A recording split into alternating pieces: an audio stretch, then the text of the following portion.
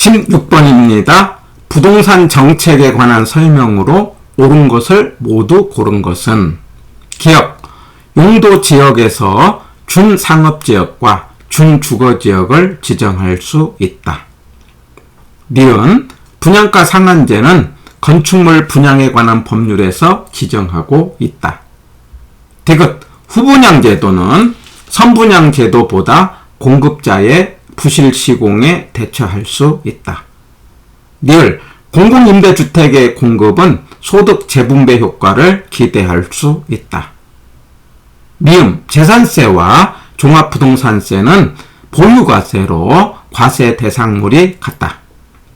비읍, 세금 부과로 인한 경제적 손실은 공급이 비탄력적일수록 커진다. 약간 난이도가 있는 지문일 수 있는데 1분 정도 한번 답을 찾아보시기 바랍니다.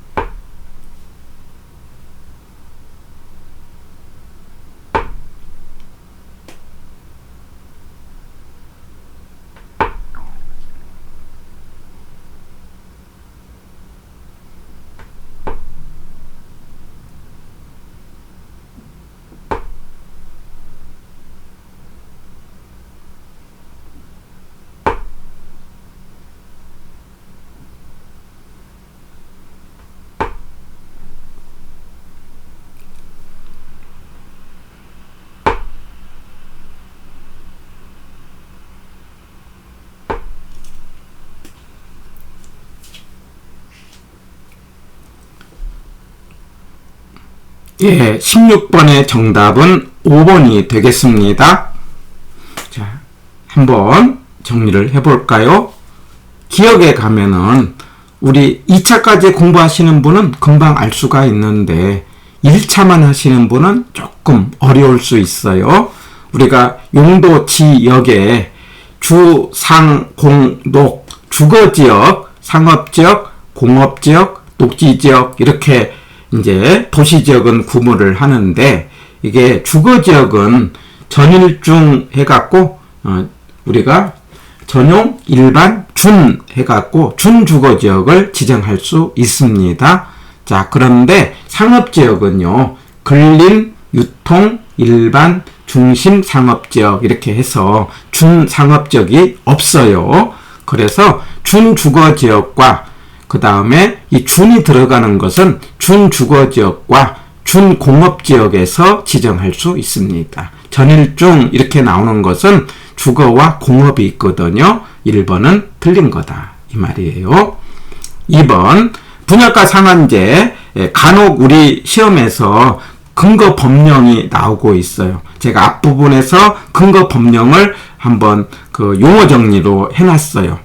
한번 가볍게 정리를 하신 다음에 분양가 상한제는 건축물 분양에 관한 법률일까요? 아니에요.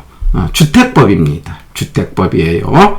그러면 건축물 분양에 관한 법률에서는요, 그 건축물의 분양 방법이라든가 전매 제한이라든가 뭐 이런 것에 대해서 규정을 하고 있어요. 예, 그렇기 때문에 니은은 틀렸다.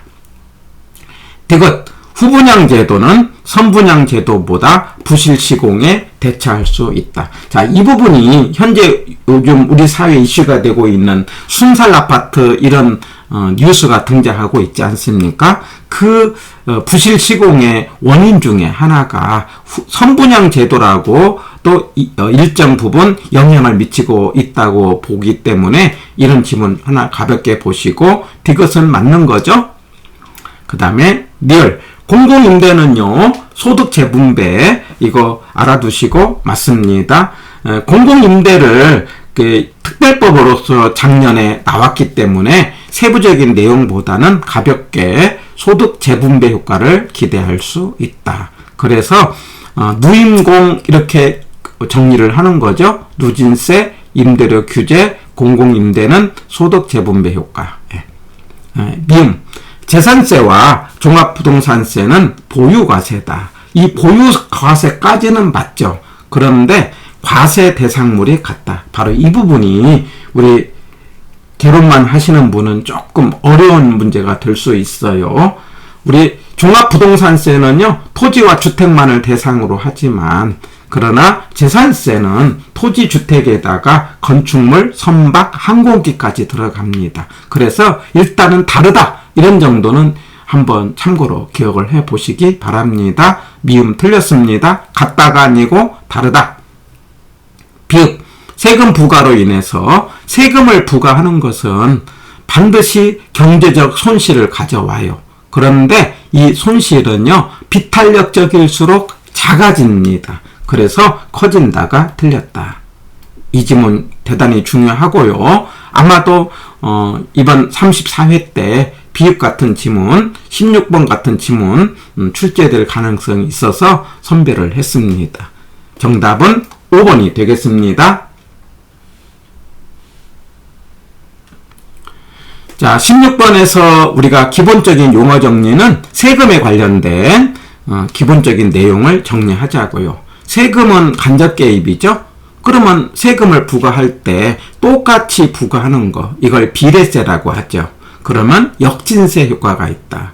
이게 역진세라는 것은 서민의 부담이 커진다, 이런 말이죠. 제가 동창회비 거둘 때 똑같이 거두면은 돈이 적은 사람이 부담을 느낀다, 이렇게 느끼는 거죠. 그래서 누진세를 했어요. 그랬더니 소득 재분배. 만약에 동결 효과, 그러면 안 판다, 이 말이죠. 안 파니까 매물이 적어져서 부동산 가격이 올라갈 수 있다, 이렇게 정리하시고요. 그 다음에 최근에 세금에 관해서 세금 종류가 출제가 잘 되고 있어요. 취득 단계, 보유 단계, 처분 단계. 그래서 앞에 있는 게 국세고요, 뒤에 있는 게 지방세입니다. 인지세, 상속세, 증여세는 취득 단계 국세, 취득록세, 취득록세는 뭐라고요? 지방세. 보유 단계, 종합부동산세와 재산세가 있는데 종합부동산세는 국세고 재산세는 지방세고요. 처분 단계, 양도소득세, 국세, 지방소득세. 그 다음에 우리 지방소득세는요, 지방세에 해당된다. 이거 은근히 잘 출제가 되니까 우리 1차만 하시는 분, 2차까지 하시는 분은 뭐 그냥 알 수 있죠. 예. 그 다음에 세 번째, 세금을 부과했을 때 그 경제적 효과는 탄저비고다. 누가 마지막에 귀착하느냐. 탄력적일 때는 세금 쫓겨낸다고 그랬죠. 왜냐하면 갈 데가 많으니까. 그리고 비탄력일 때는 갈 데가 없으면 온전하게 세금 부담이 많다. 그래서 세금 그러면 탄저비고, 이렇게 정리하자고요. 네. 그럴 때 완전 비탄력 그러면 전부 낸다. 완전 그러면 전부죠. 그 다음에 완전 탄력 그러면 전부 안 된다. 그래서 수요가 완전 비탄력 그러면 수요자가 전부 낸다. 만약에 공급이 완전 비탄력 그러면 공급자가 전부 낸다. 그런데 수요자가 완전 탄력 그러면 수요자가 전부 안 낸다. 전부 안 내니까 전부 공급자가 돼야 되겠죠. 만약에 공급이 완전 탄력 그러면 공급자가 전부 안 낸다. 그러면 수요자가 다 내야 되겠죠. 이 개념 기본 정리하시고요. 그런데 세금 부과가 되면은 대개 이제 뭐냐면 공급의 감소로 나타나는 결과가 많아요. 그러면 가격이 올라갈 때 가격이 올라가는 부분을 수요자는 더 내고 공급자는 덜 받는다. 이게 세금 부과를 하면은 전가를 하죠. 그래서 가격이 올라가는데 부가액만큼 올라가는 것이 아니고 전가액만큼 올라가죠. 그래서 올라가는 만큼 잉여가 감소한다. 그리고 공급자도 덜 받으니까 생산자 잉여, 그 다음에 공급자 잉여도 감소한다. 그래서 세금을 국가가 가져가지만 그러나 국가도 경제적 손실이 있다. 그런데 그 경제적 손실은 비탄력일수록 작아진다. 이 지문. 비탄력일수록 작아진다. 그래서 탄력이라는 것은 수량 변화가 많아요. 그래서 왜곡이 많다. 그래가지고 공급이 완전 비탄력이면은요 왜곡이 하나도 없어요. 그래서 가장 효율적인 세금이고, 땅은 수직이잖아요.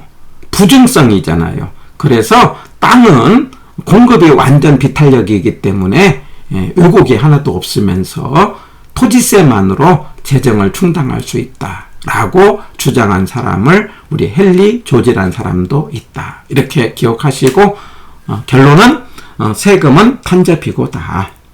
그래서 탄력적일수록 세금 조금 내고 비탄력일수록 많이 내는데 경제적 손실은 반대로 비탄력일수록 작아진다는 것, 여기까지 꼭 체크를 해 보시기 바랍니다.